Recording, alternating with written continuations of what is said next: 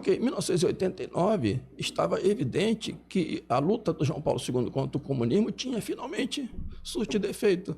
Porque você veja, caiu o Muro de Berlim, em seguida a Polônia vai se libertar do comunismo, o Lech Wałęsa vai virar presidente da Polônia, e em 1991, finalmente... Então, não dava para antecipar, né, que o João Paulo II era o Papa de Fátima antes desses fatos terem se configurado historicamente. E é por isso que a entrevista com a irmã Lúcia, com o Carlos Evaristo, vai ser feita em 92 e 93. Depois, e aí já se pode contar a história, né? Então, de fato, João Paulo II era o Papa de Fátima. Entende? Quando, na realidade, se você for olhar retrospectivamente, por que João Paulo II seria o Papa de Fátima? Um Papa que fez tudo contra a Igreja Católica. E, na realidade, a grande pedra de tropeço nesse projeto todo de João Paulo II como Papa de Fátima era, de fato, o Marcel Lefebvre. Porque era Marcel Lefebvre que dizia a apostasia que estava acontecendo dentro da Igreja, no cume da Igreja. E Dom Marcel Lefebvre tem isso muito claramente a partir de 86, com o Encontro de Assis. O Encontro de Assis foi um escândalo tão monstruoso, que ali se configura o catolicismo de Israel, que estava prefigurado pelo Elias Ben Amozeg. Então, veja, este aí é o plano de fundo. Agora, o que eu esqueci de mencionar aqui é o complô contra a Igreja que acontece durante o Concílio Vaticano II. Então, nós mencionamos o encontro do João XXIII com o Júlio Isaac. Agora, tem um outro personagem importante nessa história, que é o cardeal Agostinho Beia. Cardeal Beia. Quando o João XXIII deu início aos esquemas preparatórios, ele nomeou o cardeal Beia para ser ele, né, o chefe lá da questão ecumênica. É durante esse período aí que o cardeal Beia vai a Nova York encontrar-se com Abraham Joshua Heschel e o Comitê Judaico-Americano. E no meu livro tem um capítulo sobre isso aí, chamado Operação Judite. O Holofernes, né, o Papa... Capítulo 18, Operação Judite, Paulo VI aí, e o novo Holofernes. Isso, eu faço uma brincadeira aí, que eu lembro que o professor Fedeli falava da Operação Judite se referindo à TFP e aos arautos do Evangelho, né? Como sendo, né, um golpe final contra Roma, e o papado passaria, né, para esse delírio. Então, mas isso, de fato, acaba acontecendo durante o concílio. Porque esses encontros secretos que acontecem com o cardeal Beia, eles vão ter como resultado a declaração Nostra Aetate. Então veja que uma declaração do concílio não é uma coisa qualquer, porque os documentos do concílio são documentos para a Igreja, para o povo católico. A declaração é para o mundo todo. E essa declaração seria, no princípio das negociações, atendendo às exigências de Júlio Isaac nos pontos Silisberg, que seriam resumidos em dois pontos, ou seja, os judeus seriam isentos da acusação de deicídio, e depois os judeus não precisariam mais, a Igreja não precisaria mais lutar, ou pelo menos pregar a conversão do povo judeu. E aí que acontece esse documento escandaloso chamado Nostra Aetate. A princípio seria só entre a relação da Igreja Católica com o judaísmo. Mas por uma questão diplomática, porque isso acabou envolvendo os países árabes também na ocasião, teve que incluir a religião islâmica, e depois o budismo entra também para dar uma... Mas veja, no final das contas, o que fica determinado nesse documento é exatamente aquilo que o Elias Ben Amozeg previa. Ou seja, e que vai dar corpo à chamada religião de Noé. Veja, o judaísmo permanece sendo o povo eleito, a aliança nunca foi revogada, a antiga aliança nunca foi revogada, portanto, eles são os irmãos maiores na fé. e eles permanecem com o caráter sacerdotal e de juiz. Isso aqui é extremamente grave. É extremamente grave, porque nós sabemos que o que confere caráter sacerdotal a uma religião é o templo, é onde acontece o sacrifício. E é por essa razão que a Igreja Católica ela tem esse caráter sacerdotal. Por quê? Porque ali acontece o sacrifício da missa. Isto vai explicar a origem da missa nova mais adiante, porque que a missa não pode mais ser um ato sacrificial, e sim uma ceia do Senhor. Por quê? Porque a prerrogativa de ato sacrificial passa de volta ao povo judeu. E aqui, Marcelo, eu abro um parênteses para falar sobre essa questão da religião de Noé,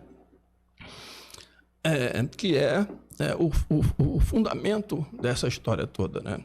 A ideia de que chegou um momento em que essa questão do Concílio Vaticano II era uma etapa para isso. Uma vez concluída, aí abriu-se as possibilidades. Porque se o povo judeu e a Igreja Católica reconhece como eles tendo ainda o caráter sacrificial e de juiz, significa que as portas para a reconstrução do terceiro templo estão abertas. Porque o que vai garantir a eles essa retomada do sacerdócio é justamente a existência do templo. E eles haviam perdido isso, né, desde que os romanos destruíram o segundo templo no ano 70. Por isso, a religião judaica caducou, sem sacrifício, sem templo e sem sacerdócio. Uma vez reconstruído o templo, aí retoma essas funções, né? Só que não é só isso, aí entra também a função de legislador. Porque se eles são o povo eleito por Deus, querido por Deus. Inclusive, Marcelo, nessa entrevista do Carlos Evaristo, a irmã Lúcia diz isso também, a Lúcia 2, que o povo judeu continua sendo o povo querido por Deus, né? Repetindo Nostra Aetate. Então, veja, eles retomando essa prerrogativa de sacerdócio, eles vão reclamar isso exclusivamente para eles. E o que resta do catolicismo? Aí entra a outra parte de Nostra Aetate para dizer o seguinte, que o catolicismo, doravante, ele está junto com as outras religiões, o budismo, o hinduísmo, aproveitando o que tem de bom em cada religião a serviço da fraternidade universal e da paz mundial. É isto que vai se resumir o catolicismo a partir daí. Então, esta declaração Nostra Aetate é extremamente grave. E como isso foi construído dentro dos bastidores dos encontros secretos entre o cardeal Beia e o Joshua Heschel.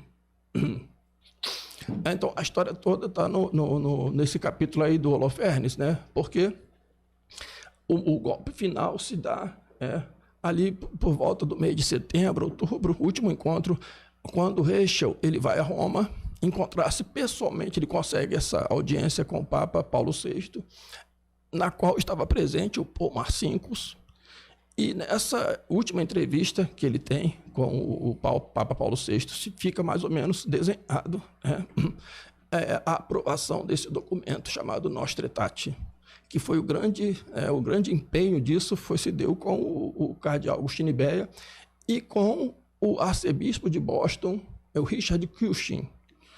Depois, se quiserem pesquisar a história desse arcebispo de Boston, foi o primeiro que recebeu uma homenagem pública da maçonaria da B'nai B'rith, em Nova York. E era ele que fornecia todo o equipamento necessário para que os teóricos e peritos do Concílio Vaticano II tivessem...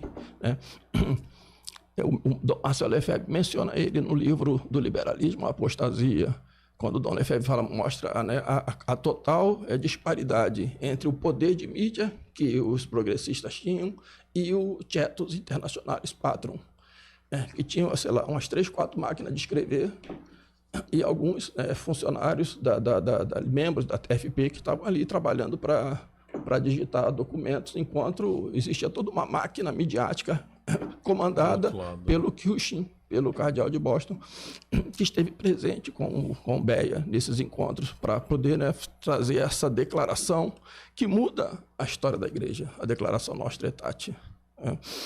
E aí sim, abre as portas para a ideia noéista, porque veja, essa ideia da religião de Noé, ela vem já desde Maimônides.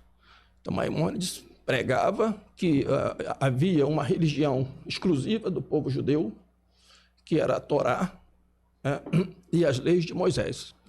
E os não-judeus deveriam seguir as leis de Noé.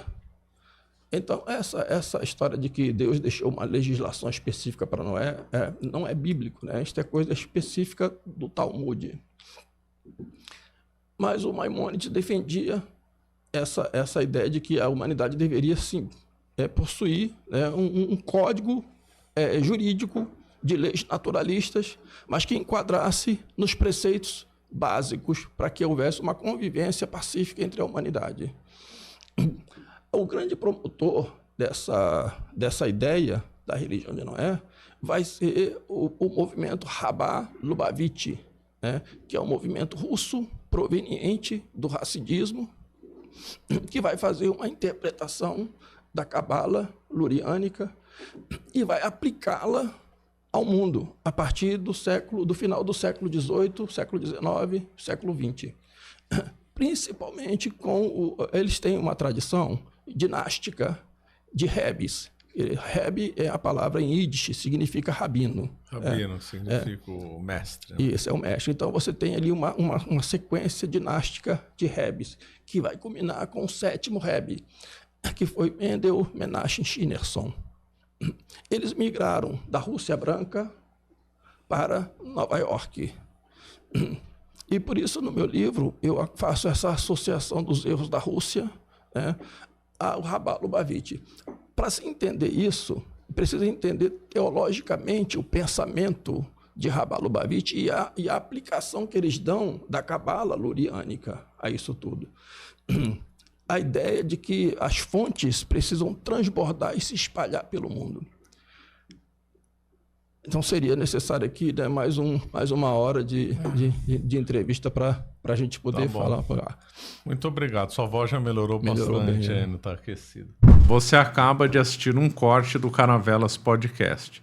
Na tela está aparecendo o episódio completo e outro corte. Muito obrigado pela atenção.